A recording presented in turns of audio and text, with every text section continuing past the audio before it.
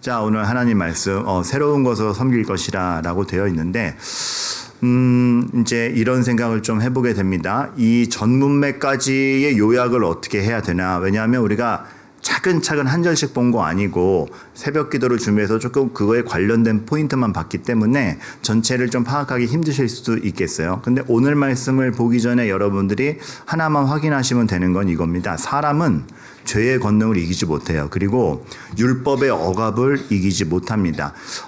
목사, 율법은 하나님이 주시는 거고 선한 것인데 율법의 억압도 이기지 못한다는 건 뭐예요? 전 내용을 추스려 보면 율법이 죄를 고발해요. 근데 그 죄에 고발당한 것을 우리가 해결할 능력이 없어요. 그러니까 율법이 즐겁게 실천되는 게 아니고 죄의 고발만 있으니까 억압이 돼요. 게다가 또 하나의 착각은 뭐냐면 자기는 율법을 지킨다라고 착각을 하면서 오용을 해요.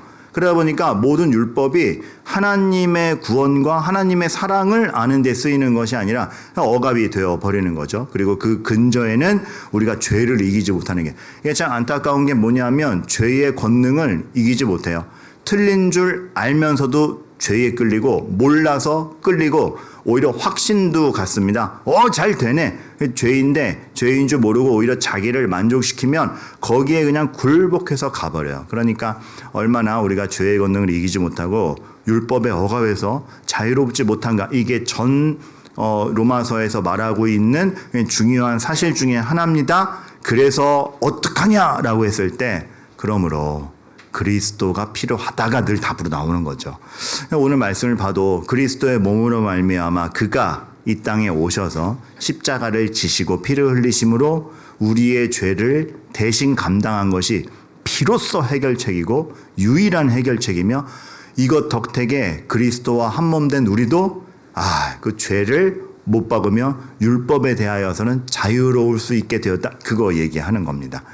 그러니까 살아나신 십자가에 달려 돌아가시고 부활하신 그리스도 여기에만 소망이 있고 우리가 예수님을 믿음으로 그 예수 그리스도와 한 몸 된다는 것은 십자가에 못 박힌 죄의 값을 탕감받은 것 플러스 부활하신 주님과 새로운 삶에 대한 이어짐도 있기 때문에 하나님을 위하여 열매 맺는 삶이 이어진다라는 것을 바울이 얘기하고 있는 것이죠. 그래서 이거 이어지는 겁니다. 육신에 있을 때는 율법으로 말미암아 죄의 정욕 때문에 우리가 고생했다.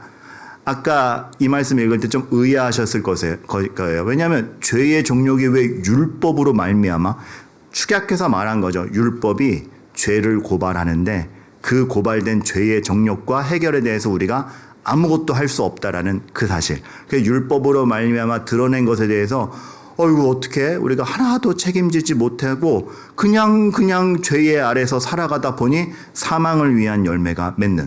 여러분, 그 참 슬퍼요. 우리가 굉장히 열심히 하는데 사망의 열매일 수 있다는 게 되게 등골이 오싹하지 않습니까?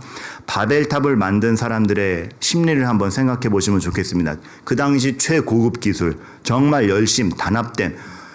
우리가 이 정도까지 해낸다. 성취감 얼마나 확신했겠습니까? 근데 사망의 열매였어요. 우리라고 다르겠습니까? 우리도 지금 굉장히 열심히 하고 몰입하고 있는데 무엇에 대한 몰입이며 무엇에 대한 열심이며 그것이 나를 책임져 줄 거라고가 생각했을 때 정말 모르는 일입니다. 마이크 로튼 교수님이 그런 얘기 했다고 그랬죠. 이 시대가 생기는 있는데 생명은 없다. 생기가 돌아요. 너무 열심히 해요. 얼마나 몰입하는지 몰라. 근데 생명이 없어요. 그러니까 이게 사망의 열매인 거죠. 나도 진짜 열심히 사는데 무엇을 위한 열심이지? 이게 내 성취감이 정말 내 삶을 보장하는 건가? 여러분, 그리스도 안에서 생각해야 됩니다. 그래서 이러므로 우리가 그리스도 안에 있고 정말 성령께서 주시는 새로운 비전과 새로운 감각과 새로운 생각으로 그거를 섬기며 살아야지. 율법의 조문에 묵은 것. 그 율법이 표면적으로만 얘기하고 죄를 고발하고 이 지켰네 만회하는 그 표면적 그것으로 옛날 방식으로 하지 아니할 것이다 라고 얘기하는 게 지금 로마서 7장 4절에서 6절의 말씀인 겁니다. 그러니까 여러분 읽을 때는 로마서가 조금 말투가 어렵지만 이렇게 풀어드리니까 어떤 건지 좀 이렇게 말씀드려서 죄송하지만 머리에 쏙쏙 들어오시죠. 괜히 학원 강사 출신이 아닌 겁니다. 왜 박민근이 과거 고3 입시 강사로 유명했는가? 참 이거 또 아침마당이 되면 안 되는데 또 이렇게 됐습니다. 죄송합니다. 네, 교만하지 않기를 하고. 그래서 여러분, 여기서 보면 우리가 근데 오늘 설교 제목이 새로운 곳으로 섬겨간다는 거 아닙니까? 이게 중요한 게 뭐냐면 퀴즈. 모세의 목표는 홍해바다를 가르는 것이었다. OX. 왜 X죠? 홍해바다를 갈라야 애굽에서 나오는 건 맞아요. 하지만 홍해바다를 가르는 게 목표는 아니었죠. 가나안 땅에 가는 게 목표였죠. 가나안 땅에 가기 위해서 애굽을 나와야 되니까 홍해바다를 가른 것이죠. 비슷한 논리로 예수 그리스도께서 십자가를 지심은 십자가는 여러분 최핵심입니다. 그 중심성과 그 중요성은 어느 것도 낮출 수 없어요. 그런데 더 원대하게 예수 그리스도의 십자가를 지심은 거기가 최종 도달 지점이 아니라 십자가로 우리의 죄를 사하시고 예수 그리스도와 합하여 한 몸 되어 하나님의 영광과 하나님의 나라와 영원한 나라로 이르게 하는 최종 목적이 있음을 가르쳐 주는 것입니다. 그러니 우리가 그리스도를 믿어 죄에서 자유로운데 뭐가 있어요? 새로운 것에 섬기며 살아가는 인생길이 있다라는 것. 바울이 이 적극성에 대해서 얘기를 하는 거죠. 그러니까 십자가의 중심성, 그러나 하나님 영광에 대한 목표성, 이 두 가지. 이것에 대해서 사실 이 말씀 속에 다 녹아 들어가 있는 겁니다. 이 정도 알면 아까 처음에 제가 얘기한 거, 사람은 죄의 권능과 율법의 억압을 이기지 못해. 아니요. 죄의 권능 이길 수 있고 율법의 억압이 아니라 율법을 통해서 이제 하나님의 마음을 알아요. 그래서 정말 자유로운 가운데 사랑으로 율법을 실천하게 돼요. 이기는 것이죠. 그러니까 우리의 신앙생활이 지금 이러한가 아니면 여전히 죄책감에만 시달리고 이렇게 지우개 지우듯 회개하는 것만이 우리의 신앙생활인가는 한번 따져볼 필요가 있습니다. 왜냐하면 하나님께서 우리에게 주시고자 하는 건 새로운 걸 섬겨서 너무 즐거운 상태인데 우리가 자꾸 묵은 것에 반복을 하고 있지 않은가 싶어서 그래요. 자, 오늘 그래서 이렇게 7장을 살펴보는 가운데 내일 8장으로 특별 새벽 기도회를 하는 건데 이렇게 한번 정리를 하고 가죠. 여태까지 뭘 봐왔나? 그러니까 로마서를 정식적으로 강의한 건 아니라 로마서의 최핵심을 보는 건 아니지만 우리 새벽 기도에 맞게 어떤 흐름이었는지 한번 정리해 드릴게요. 1장에서 그래서 제가 이걸 강조했어요. 누구의 종이냐? 우리가 누구의 종이냐? 여러분, 우리가 하나님을 왕으로 섬기지 않으면 그 자리는 빈자리에 있게 되지 않고 반드시 뭔가가 들어옵니다. 죄가 들어오든 믿음이 들어오든 돈이 들어오든 우리가 누구의 종으로 있냐를 정말 정확하게 봐야 되고 하나님의 종으로 있지 않은 것에 대한 죄의 비극을 봐야 돼요. 그렇기 때문에 우리는 하나님 아버지를 왕으로 섬기는 그리스도 안에 있는 삶을 정확하게 봐야 됩니다. 그러할 때에 물건에도 용도에 맞을 때 가장 빛이 나듯이 용도라 표현해서 그때도 죄송하다 했지만 우리의 인격과 우리의 달란트와 우리의 삶과 우리의 호흡이 용도에 맞게 쓰여질 때 가장 빛난다는 것을. 근데 우리는 용도에 맞게 쓰는 게 아니라 욕심에 맞게 쓰잖아요. 그러니 무언가 많이 주어졌다. 이것으로 어떤 생명을 살리며 하나님의 마음을 어떻게 전할 것인가가 아니라 가진 것을 부여잡고 비교하고 깎아내리고 용도에 맞게 쓰여 있지 않으니 하나님이 선하게 주신 것도 악하게 쓰는, 마치 이스라엘이 율법을 받았는데 그릇된 용도로 쓰니 저주의 용도가 되는 거나 마찬가지. 하나님의 말씀도 그러할진데 돈은 어떻게 쓰며 명예는 어떻게 쓰며 우리의 인격은 어떻게 쓰며 우리의 언변은 어떻게 쓰며 용도에 맞아야 됨을, 그래서 그리스도 안에 있어야 됨을 기가 막히게 아주 그러니까 기가 차게 설명 들었어요. 기가 막히진 않았어요. 별로였어요. 근데 아주 기가 차게 이렇게 정말 혼신을 다해서 말씀을 드렸던 기억이 나요. 그리스도 안에 있음을. 그럴 때 우리의 본질이 바뀝니다. 그리고 본질이 바뀐 건 설명하지 않아요. 바뀌어야 되고 바뀐 겁니다. 사랑을 하는 건 사랑해라고 외치는 게 아니고 사랑해야 돼요. 그렇죠? 본질은 설명하지 않아요. 그래서 우리 교회가 하나님의 종이고 그리스도 안에 있으므로 바뀐 본질로 우리 모두가 그리스도의 향기를 내고 설명하고 광고해서가 아니고 진리가 있고 사랑이 있어서 성도들을 보호하고 있는가 물었던 거죠. 그럴 때 아리따움이 드러납니다. 아리따움은 여러분들 기억나시죠? 사라를 통해서, 아브라함과 사라를 통해 믿음을 설명할 때 창세기에 잠깐 놀러가서 말씀드렸죠. 그러한 본질이 달라진 하나님 은혜 가운데 들어온 성도를 하나님이 어떻게 등경 아래 두지 않고 드러내시는가. 그리고 그 하나님의 자녀들을 통하여 무엇을 해가시는가. 이 아리따움이 세상이 주는 것으로 채워진 아리따움이 아니라 존재의 변화, 가치의 다름, 하나님을 아버지로 섬기는 사람의 믿음, 이러한 것이 다 포함된 개념임을 여러분께 말씀을 드렸어요. 그래서 반복되는 겁니다. 무엇이? 그리스도 안에 있는 게 중요하다. 그리고 새 생명을 우리가 거기서 얻는다. 그렇기 때문에 오늘 7장이 나오는 거죠. 이러므로 우리가 새로운 것으로 섬길 것이요. 이러한 맥락인 겁니다. 그러니까 여러분 되게 가슴이 벅찬 가운데 여러분들이 내일 8장을 맞이하시기를 바라겠고, 아니 그렇지 못하더라도 여태까지 들어온 설교를 두고 정말 내가 그냥 다른, 그러니까 조금 개선된 정도가 아니고 그냥 다른, 판도가 다른 발걸음을 하고 있는가 우리 한번 추적해 봐야 됩니다. 그리스도를 믿는다는 것이 종교 생활이 하나 덧붙고 그냥 기분은 좋더라고 갔다 오면 보람은 있어 정도의 정서적 개선이 아니라 전의 길로 가지 않는, 묵은 것으로 하지 않고 완전 새롭게 그리스도와 함께 출발하는 삶인지를 우리가 봐야 되는 거죠. 그런 가운데 오늘 말씀을 볼 때 제가 조금 반성한 게 뭐냐면, 로마서를 하다 보면 본능적으로 논리와 개념에 심취하게 돼요.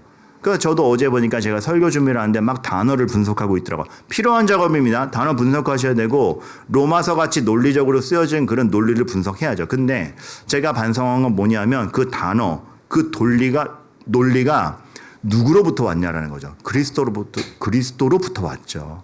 그러면 지금 내가 이 논리 구조를 기뻐하는 것이 아니라 그리스도가 무엇을 했느냐, 그리스도가 하신 것을 이해할 때 이 새로운 것을 섬기는 게 무엇인지를 비로소 알 것 같은 거예요. 여러분, 우린 늘 그렇습니다.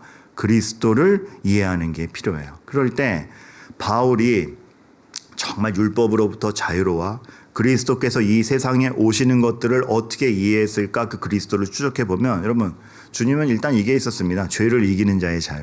죄를 이기는 자로서의 그 자유와 넉넉함이 있으셨어요. 나사로의 무덤 앞에서 우시지만 그 우는 게 결론이 아니라 나사로야 나오너라 하는 그 넉넉함과 여유와 권능이 있기 때문에 그 사람들을 상대했고, 단지 병 고쳐주는 정도가 아니라 생명 자체를 다루시는 분이기 때문에 중풍병자에게 내 죄 사했다라는 그것이 있는 것이고, 죄를 이긴 자의 자유와 권능이 있기 때문에 하나님의 예언대로 십자가에 끌려가실 수 있는 것이고, 그러면 우리에게 이런 자유가 있는가, 그리스도께서 보여주신 이 자유가 우리에 있는가 보는 거, 그거를 주님이 삶 속에서 보여주셨어요. 그러니까 나는 위대하다 그러면서 멀리서 이렇게 하신 게 아니고 인간의 몸을 입고 오셔서 우리와 먹고 자고 배고파 하시고 땀 흘리시면서 오셨고, 병자라고 피한 게 아니라 병자를 만지면서 고쳐주셨고, 그 삶 속에 들어가 대화하시면서 정말 그때는 격리 구간이었던 거나 다름없는 사마리아 땅에 들어가셔서 여인과 얘기하며 삶 속에 들어가시고, 이게 보이는 겁니다. 여기에서 새로움이 무엇인지를 실제적으로 보여주셨죠. 데이빗 사킨슨, 제가 지금 그 교수님 이름이 잠깐 생각이 안 나서 그런데, 크리스토퍼 아킨 교수님 같습니다. 네. 그리고 이거 잘못 말해도 눈치채시는 분이 아무도 없을 거기 때문에 일단 저질러 놓고 봅니다. 나중에 유튜브 올릴 때 레퍼런스를 해드릴게요. 그 교수님이 이 한 장의 사진의 의미를 부여하면서, 그러니까 하나의 소신, 하나의 자유로움, 그리고 하나의 바른 개념을 들고 삶 속에 들어가는 게 얼마나 핵폭탄처럼 전체를 바꾸어 놓을 수 있는지, 한 장의 예시로 이거를 얘기한 적이 있어요. 누구게요? 다이애나 왕세자비. 글쎄요, 이제 여러 평가가 있기 때문에 저도 여러 소문이 많기 때문에 딱 어떻게 평가하지는 못하지만 그거는 있는 것 같아요. 그러니까 보여주기식의 자선 행사를 하지 않은 인물인 것 같기는 해요. 왜냐하면 소문나지 않은 거, 촬영되지 않는 거, 후속적인 것에서 이런 활동을 너무나 진지하게 했기 때문에. 근데 다이애나가 많은 그 봉사활동을 했고 또 병원에 찾아갔지만 이 사진은 좀 특별합니다. 이걸로 유명한 사진이 몇 개 있죠. 여러분, 이 아이를 안고 있는 게 왜 특별하게요? 한번 좀 어르신들께서는 생각해 보세요. 에이즈라는 병이 처음에도, 지금도 위험하지만 처음은 훨씬 심각하게 받아들여졌잖아요. 그 의학도 더 미비했고, 그래서 에이즈라는 병이 처음 딱 알려졌을 때에는 에이즈 보균자는 접촉도 생각도 하면 안 되고 막 이렇게 공포요 두려움의 대상이었습니다. 그러니까 마치 구약 시대 때 율법을 두고 나병 환자를 생각 안 하듯이 우리가 그 정도 위험성과 어머 이렇게 했던 것 같아요. 그게 단지 심리적 거리감뿐만 아니라 의학적, 도덕적 여러 가지가 문제가 돼서 그렇죠. 그런데 다이애나가 그거에 대해서 이렇게 이런 어린애가 경로도 모르게 감염이 되었을 때 이 아이 자체도 완전히 인간 이하 취급받는 게 너무 안타까웠던 거예요. 다이애나는 소신이 있었죠. 그러니까 아이를 아이로 본다. 와, 그리고 명확한 의학 지식에서 신체적 접촉 괜찮다. 괜히 나의 불안감 때문에 정서적 소외감을 주지 말자. 그리고 정말 아낀다라는 요 세 가지 소신을 가지고 병원에 가서 그 당시 금기되었던 에이즈 보균자와의 접촉을 시도해요. 접촉을 시도하는 것도 아니고 진심으로 안아줘요. 간호사들도 장갑 끼고 가서 뭐 할 거 가서 막 간호사들도 함부로 못 하고 있는데 다이애나가 쑥 들어가서 그냥 보균자 병동에 같이 있는 그 속에 들어가서 아이애나 싹 안았어요. 이게 파급력이 굉장히 컸습니다. 어떤 파급력이 있었냐면 되게 간단한 파급력이었지만 센 거였어요. 그걸 지켜보는 사람들에게, 공포에 떠는 사람들에게, 의학계에, 그리고 그 가족들에게, 그 본인에게 동일한 메시지를 줬습니다. 괜찮아. 괜찮아. 안아주셔도 돼요. 괜찮아. 의료진이 널 위해 있을 거야. 가족들에게도 괜찮아요. 괜찮아요. 당신들 소외되어 있지 않고 격리되어 있잖아요. 같이 한번 힘써 봅시다. 의료진에게도 괜찮습니다. 괜찮습니다. 이거 하나로 이렇게 그 다음부터 좀 진짜 인식 변화가 생기고 정확한 인식 변화, 그러니까 정확한 게 더 필요한 거죠. 정확한 인식 변화가 됐던 기억이 있습니다. 한 명의 소신도 이 정도 파급력을 갖는데 하물며 병 하나에 대한 개념이 아니라 인간의 영원한 생명을 정하는 죄의 문제와 구원의 문제에 대해서 죄의 현장에 오셔서 그 죄의 문제에 대한 소신만 가지고 있는 게 아니고 난 그 죄의 문제를 해결할 수 있어라는 태도로 괜찮다 하고 들어오시는 주님의 이 땅에 오심은 한 장면 정도가 아니고 얼마나 궁극적 해결이요 우리가 그 영향을 안이 받을 수 없는 불가항력적인 은혜인지 우리가 봐야 된다는 겁니다. 예수님이 만난 인물들을 생각하면 마치 다이애나가 에이즈 병동에 찾아간 것 같아요. 주로 만나신 그리고 예화에 잘 등장하는 그 성경에 잘 등장하는 그 인물들이 보통 누굽니까?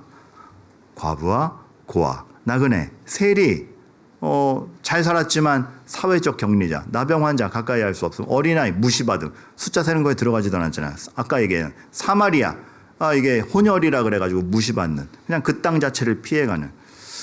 근데 이 중에서 이렇게 될 걸 자기가 선택한 사람이 있을까요? 선택이 있었다면 세리 정도? 근데 세리도 왜 세리가 되는가를 보면 이게 그 궁핍함에 버티다가 어쨌든 로마에 들러붙어야 살 수 있으니까 기쁘지 않지만 동족에게 따돌림 받을 거 알지만 간 사람들도 많아요. 자발적 선택이었겠는가. 우리랑 똑같은 거예요. 무슨 가족 상황이. 근데 그 가족 상황이 내가 선택한 게 아닌데 내가 따돌림 받고 내가 격리되는 이유가 돼요. 나그네됨. 딴 데 살다가 왔을 뿐인데 그 소외감, 극복할 수 없음, 지역색이 다르다는 이유로 충돌됨. 이런 것들이 다 우리를 이상 행동을 하게 만들어요.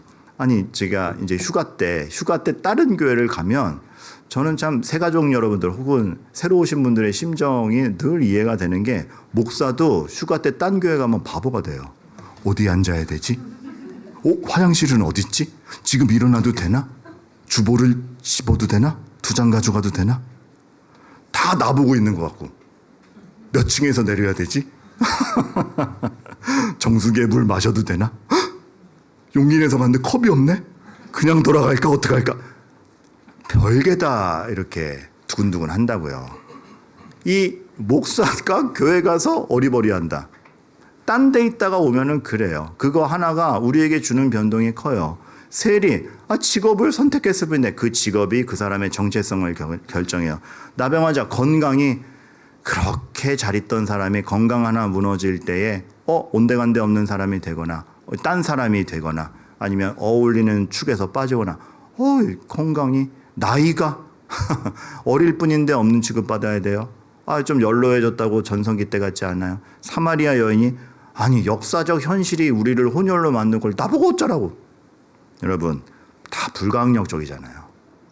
다 불가항력적이잖아요. 그런데 이 불가항력적인 거를 가지고 우리는 판단의 근거로 삼고 우리끼리 해결하려고 그래요. 근데 여러분 이거 해결 안 됩니다. 우리가 뒤바꿀 수도 없는 데다가 가족 상황 좀 돈 많이 벌어오면 해결될까? 해결 안 됩니다. 직업이 바꿔보면 이직하면 연봉이 높아지면 해결될까? 해결 안 됩니다. 역사적 현실 우리가 뭐 인식을 바꿔볼까? 이거는 뭐 불가항력적입니다.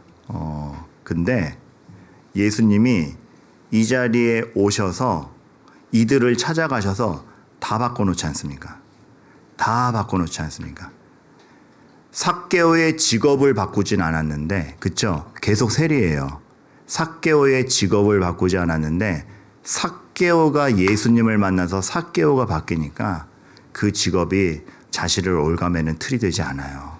내 재산의 절반을 팔아서 나는 정말 변화된 자로서의 빚을 갚겠고 새로운 질서를 따라 살겠다. 사마리아 여인을 만났을 때 역사적 현실이 바뀌지 않아요. 그런데 메시아를 만났다라는 사실이 그 숨어서 물두던 여인의 다시 용기를 찾게 만들어요. 희한하죠? 여러분 주님이 오셔서 말씀하시는 겁니다. 넌 상황을 바꾸고 싶고 직업을 바꾸고 싶고 건강을 바꾸고 싶고 물론 그것도 바꿀 능력이 나한테 있는데 더 본질적으로 그 모든 것을 잊게 만든 죄의 문제를 내가 해결할 때에 너의 죄책감, 무력감, 갈등에서 나는 너를 완전히 해방하여 전혀 새로운 길로 가게 한다. 괜찮아. 괜찮아 하면서 하시는 거예요. 괜찮아. 네가 나와 함께 있으면 괜찮아. 이러므로 우리가 영의 새로운 것으로 섬길 것이요 묵은 것으로 아니할지니라 이 말이 나오는 거죠. 많은 갈등을 유발하는 우리 현실이 있습니다. 이게 지금 뭐 성경에 나오는 고아와 과부와 나귀가 아니고 나그네와 사마리아 여인 같지만 우리 다 이거에 걸리지 않습니까? 목사님 저 가족이 목사님 우리는 씻을 수 없는 좀 사정이 있어요. 이거 바뀌지 않아요. 과거에 그랬는데 어떻게 해요? 목사님 이제는 제 나이가 목사님 우리 아들이 이거는 뭐 치료제가 없대요. 건강이 이 태생적 관계들, 불가항력적인 것들. 근데 여러분 갈등을 우리 손으로 해결하려 그러면 해결이 되는 것 같다가도 한계에 부딪힙니다. 우리가 어떤 정서적 갈등이 일어났을 때 상대방을 이해시키면 갈등이 없어질 것 같죠? 안 없어져요. 알겠는데요? 용서 못해요. 이 정도잖아요. 이해시키면 갈등이 없어질 것 같은데 그 사람 입장도 알겠는데 제 마음이 풀리진 않네요. 이 정도입니다. 이 정도입니다. 그 사람이 태생적으로 그래서 그랬군요. 하지만 전 다가가기 싫어요. 여러분, 갈등은 이해로 풀리지 않아요. 죄가 뽑혀 나와야 갈등이 해소됩니다. 이게 희한해요. 죄로부터 빠져나와야 갈등이 해소가 됩니다. 제 원로 목사님 한 분 찾아갔는데 언제 말씀드린 것 같아요. 정말 칼칼하신 분이었는데 온유한 목소리로 이런 말씀을 하셨어요. 나 이제 화 안 내. 왜 안 내세요? 사람은 화낸다고 바뀌지 않거든. 그러니까 내가 내 혈기로 윽박지르면 바뀌는 게 자녀요, 제자요, 배우자요, 성도라고 생각했는데 아니고 죄로부터 자유로워야 돼. 그래서 윽박지를 힘으로 기도를 하지. 그러니까 주님을 만난다라는 거는 이런 겁니다. 내가 지금 눈에 보이는 것으로 해결하려고 그러고 눈에 보이는 상황이 내 방식으로 바뀌고 컨트롤하면은 바뀔 수 있을 줄 알았는데 그게 아니라 어떠한 것도 죄로부터 자유롭지 못하면 아무것도 해결되지 못한다는 것을. 그러나 죄로부터 자유로우면 여전히 종이고 여전히 같은 상황이고 여전히 세리인데 해결되는 신묘막측함이 있다는 것을. 여러분 그리스도를 만나서 죄로부터 자유로워서 새로운 것을 섬겨간다라는 것이 여러분 삶의 실제가 되는 것을 저는 오늘부터 체감하시기를 바라요. 그래서 그리스도를 믿어 죄의 영향을 받지 않고 전혀 다른 방식의 가치와 삶을 선택하고 가보는 것이 그것이 내 삶의 실제 해결이 된다라는 간증들이 늘어나기를 바랍니다. 그래서 보이는 소망이 소망이 아닌 겁니다. 보이는 것으로 승부하려고 하는데 보이지 않는 하나님의 약속과 죄를 없애주심이 우리에게 어떤 소망이 되는지를 정말로 이번 주에 보아가기를 바라겠어요. 그래서 그리스도가 이 땅에 오셔서 참 사람들을 만나셨을 때 죄로부터 자유로울 수 있는 자의 권능, 그 사랑, 이거부터 보셔야 되고 여러분들이 그럴 수 있기를 바라겠습니다. 또 하나는 주님이 그 권능과 그 사랑을 보이시는데 멀찌감치 이렇게 딱 기적만 일으켜서 하신 것이 아니라 삶 속으로 들어오셔서 대화하시고 만지시고 그 슬픔에 공감하면서 하셨다라는 게 너무 중요한 겁니다. 여러분 우리의 신앙은 참 희한하게도 그 신비하고 그 거룩하고 그 영광된 것이 오늘의 삶에서 적용이 됩니다. 보이지 않는 소망이 보이는 현실에서 다른 게 아니고 하나님의 은혜로 된다를 이건 또 보이는 현실에서 하나님이 그 위력을 보여주세요.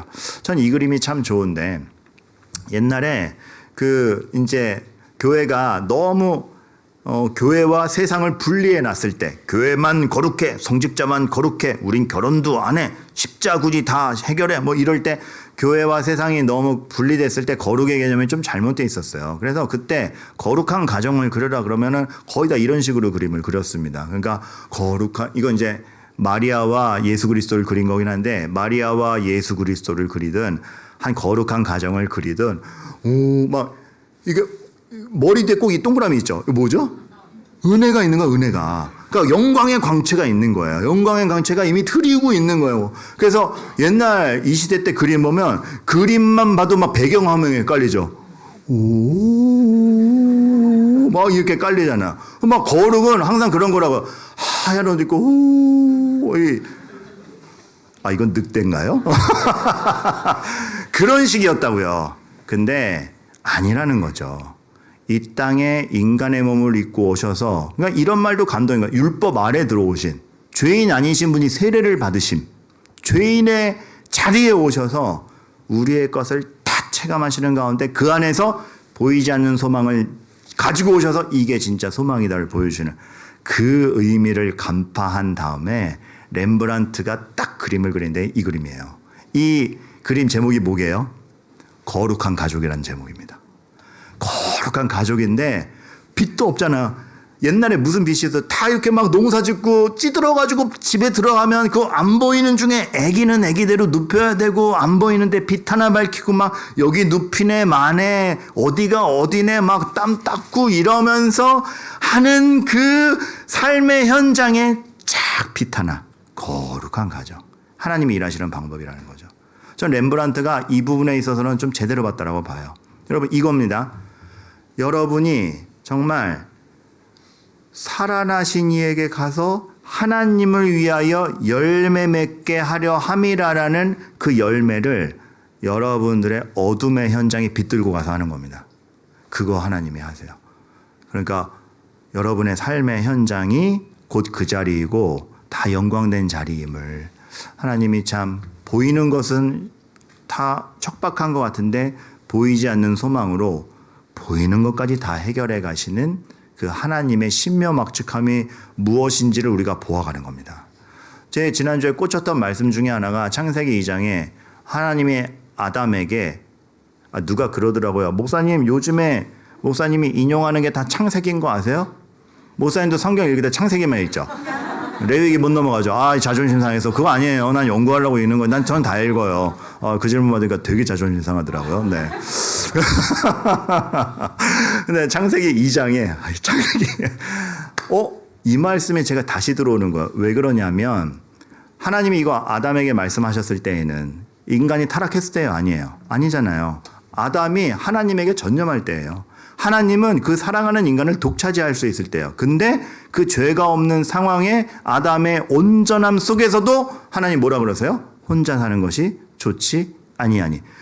하나님은 나만 바라봐. 물론 맞아. 하나님부터 바라봐야 돼요. 하나님의 자리는 다른 것에는 뺏기면 안 돼요. 근데 그 하나님을 바라보는 사람들에게 요구하는 것은 혼자 있지 말고 어울리고 인격적 교제를 하고 그 땅에서 생육하고 번성하며 일어나는 모든 일들 가운데에서 완성돼 가라 이거거든요. 타락한 우리들은 그 싸움이 힘들겠죠. 더. 하지만 여전히 유효한. 그러니까 아까 렘브란트 그림처럼 그 어둠 속에 빛들고 가는 게 척박해 보이지만 거기서 여러분들이 정말 죄를 이긴 자의 자유를 보이는 겁니다. 살아가는 거예요.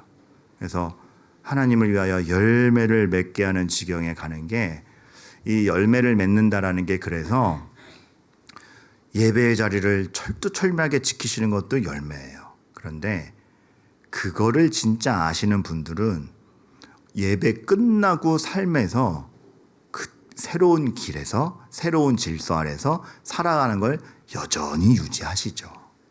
여전히 유지하시죠. 그렇죠? 참 요셉이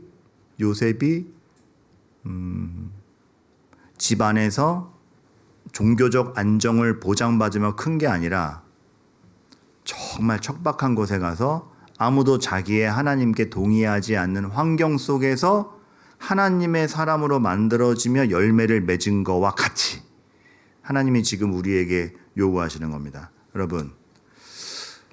여러분의 삶이 보이는 것에 소망을 두지 않기를 바라겠어요.